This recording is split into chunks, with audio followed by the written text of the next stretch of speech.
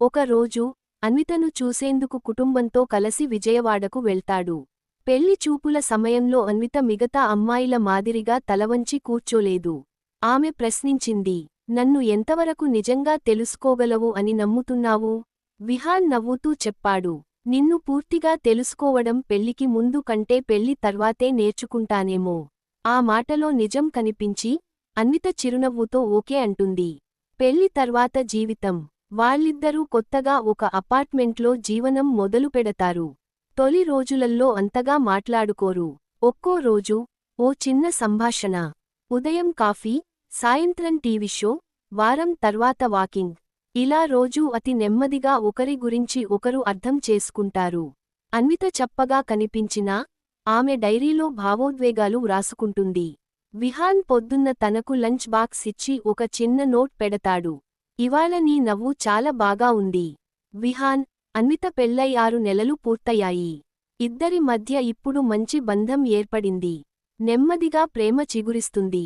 అదే సమయంలో ఒక రోజున అన్విత పాత కాలేజ్ ఫ్రెండ్ యొక్క పెళ్లికి వాళ్ళిద్దరూ కలిసి వెళ్తారు. పార్టీలో అన్విత ఒక్కసారిగా షాక్ అవుతుంది.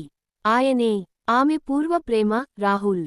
రాహుల్ అన్వితకు కాలేజీలో ఉన్నప్పుడే దగ్గరైనవాడు. ఇద్దరూ ప్రేమించుకున్నారు. కానీ కొన్ని కారణాల వల్ల రాహుల్ అమెరికాకు వెళ్లడం, సంబంధాలు 3 ఏళ్లు దూరంగా ఉండడం, వారి మధ్య దూరం పెరిగింది. చివరకు ఆమె కుటుంబం ఒప్పుకోక పెళ్లి రద్దయింది.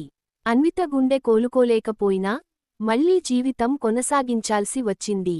అదే సమయంలో విహాన్ పెళ్లి పరిచయం వచ్చి ఆమె ఓకే చెప్పింది.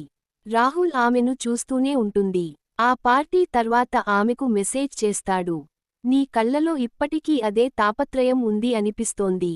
నన్ను మర్చిపోలేదు కదా? అన్విత కలతకు గురవుతుంది. ఆమె ఈ విషయానికి విహాన్కి చెప్పాలా? నోచుకోలేకపోయినా ఇంట్లో నిశ్శబ్దంగా ఉంటుంది. విహాన్ గమనిస్తాడు. ఒక రోజు రాత్రి విహాన్ అడుగుతాడు, నిన్ను బాధ పెడుతుంది, కానీ నన్ను నమ్మకుండా నీవు మౌనంగా ఉండటం ఇంకా బాధిస్తుంది. అన్విత కంటతడి తోడుకుంటూ అన్నది, నిన్ను ప్రేమించటానికి ప్రయత్నించలేదు విహాన్, కానీ నీవు నన్ను ప్రేమించడమే నాకు ప్రేమ అంటే అర్థమయ్యేలా చేసింది. రాహుల్ చివరిసారి అన్వితను కలుస్తాడు.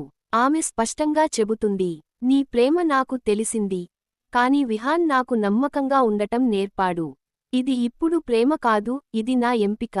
విహాన్ ఆ మాటలు విన్నప్పుడు ఆమె చేతిలో చేతి వేస్తూ అర్థం చేసుకుంటాడు.